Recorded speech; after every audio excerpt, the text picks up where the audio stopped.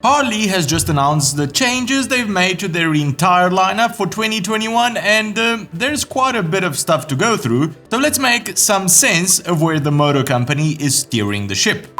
Welcome back to Long Way Home everyone, the place where getting your motorcycle news is easier than getting a new pair of shoes, but not by much.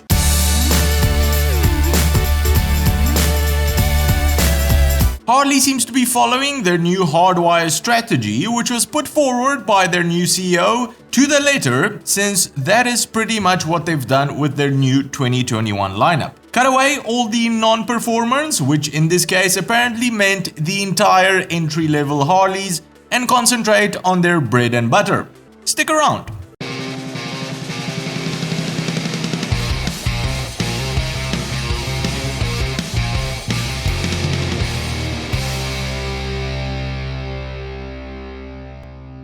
Starting over with their touring lineup, Harley has concentrated mainly on the Street Glide Special and the Road Glide Special, main focus here being new paint schemes or new color language as Harley calls it, and a few extra accessories. For the Street Glide Special, you now get a lower mounted engine guard and the old halogen headlight gets replaced with Harley's Daymaker LED setup as standard, same as on the Road King Special. Color-wise, a slew of new colors get introduced, including for the first time ever a two-tone paint scheme which changes color depending on the angle you're looking at it. All your chrome bits and bobs like the forks, the exhausts, bars, etc. you can opt to have blacked out, but some paint schemes, especially the single color ones, can only be had with either the chrome or the blacked out option. The Road Glide Special also gets its share of new paint schemes and the lower engine guards. No need for a headlight upgrade since it already benefits from dual Daymaker LED headlamps. Moving over to the Softail side of Harley's lineup, a new Street Bob 114 model gets introduced. Harley says it's a tough looking bike that was intended to be ridden hard, that's what she said, and compared to the previous Street Bob model, which had the 107 cubic inch engine, you can see why. The Street Bob 114 now puts out 95 horsepower, which is not really a lot, but a massive earth-spinning 160 Newton meters or 119 foot-pounds of torque, which, let's be serious, this kind of fun factor is what we're all looking for while riding. This, according to Harley, means an almost 10% improvement in 0 to 60 miles per hour acceleration, so this is something to definitely take a look at if you love the old Street Bob. Still sticking with Softails, moving over to the iconic Fat Boy, Terminator's motorcycle of choice.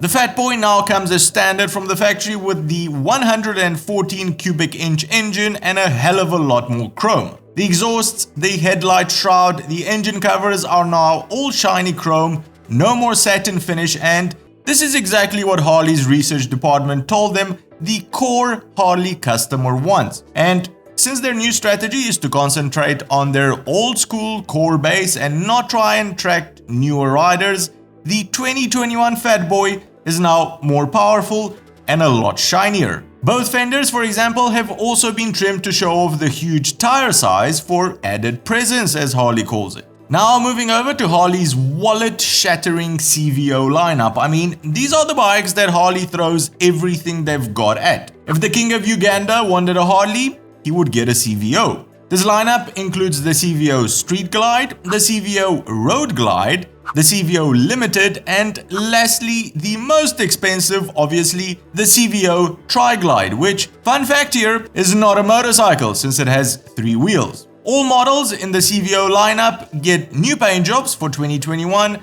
and new instrument clusters as well. Both the Street Glide and the Road Glide get Harley's new sound system, which was developed together with Rockford Fosgate, and Harley describes it as pushing the boundaries of technology, delivering legendary sound even at highway speeds. The Road Glide CVO also becomes the first bike in Harley's touring line to get a 21-inch front wheel and an 18-inch rear one, and instead of having the extended length saddlebags, you can now only get the standard length ones. Alright, so these were the important updates to Harley's 2021 lineup. What about the bikes which were taken behind the shed? never to be seen again. In the street lineup, unfortunately, the Street 500 and the Street 750 have been officially discontinued. These were the most inexpensive Harleys for new riders, less than $7,000, very well loved by motorcycling schools, but it seems they were not deemed worthy to stay in the current lineup, probably due to not so great sales.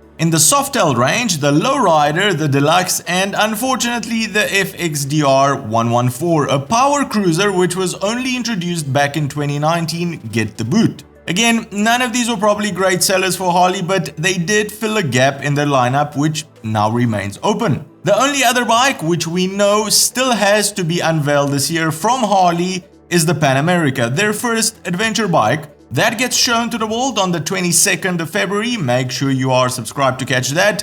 But this is pretty much what Harley will offer in 2021. Hopefully, this new strategy pays off for them. They're able to regroup and come up with new models because as it stands now, there are quite a few gaps in their lineup, especially when it comes to their mid-range or entry-level bikes. In the meantime, why don't you jump down in the comment section below and let us all know what you think of Harley Davidson's 2021 lineup. Are they going in the right direction, sticking to their guns and their proven clientele, or should they branch out in broader markets? Well, that's the show for today, everyone. If you've enjoyed it, give it a big thumbs up, and if you think you've learned something new, consider subscribing or becoming one of our patrons to help us make more of these shows.